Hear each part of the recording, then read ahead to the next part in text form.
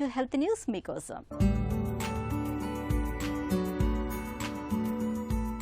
Type 1 మధుమేహ వైద్యం ముఖ చిత్రం మారుతోంది.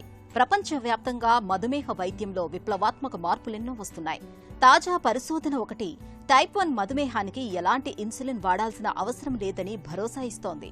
ప్రస్తుతం టైప్ 1 మధుమేహాన్ని అదుపులో ఉంచుకునేందుకు జీవితాంతం ఇన్సులిన్ పైన ఆధారపడాలి. అయితే ఇకపై ఆ అవసరం ఉండదని భరోసా ఇస్తున్నారు స్వీడన్, అమెరికాకు చెందిన పరిశోధకులు.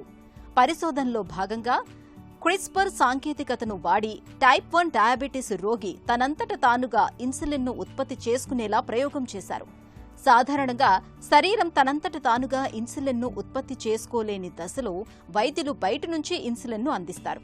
కానీ వాటిని మన శరీరంలో వ్యాధి నిరోధక కణాలు అంగీకరించవు.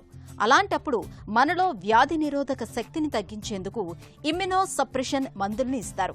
వీటి వల్ల ఇతరాత్ర వ్యాధులు వచ్చే అవకాశం ఎక్కువగా ఉంటుంది. ఇలా ఇన్సులిన్ పైన, మందులపైన ఆధారపడకుండా ఉండేందుకు శాస్త్రవేత్తలు క్రిస్పర్ సాంకేతికతను వాడి ఆరోగ్యంగా ఉన్న వ్యక్తి నుంచి ఇన్సులిన్ కణాలను సేకరించి వాటిని వ్యాధి నిరోధక వ్యవస్థ గుర్తించని పద్ధతిలో రోగి శరీరంలోకి ప్రవేశపెట్టారు. కొన్ని రోజులకు ఆ రోగి శరీరం ఇతర ఆరోగ్యవంతుల మాదిరిగానే ఇన్సులిన్ ఉత్పత్తిని మొదలుపెట్టింది.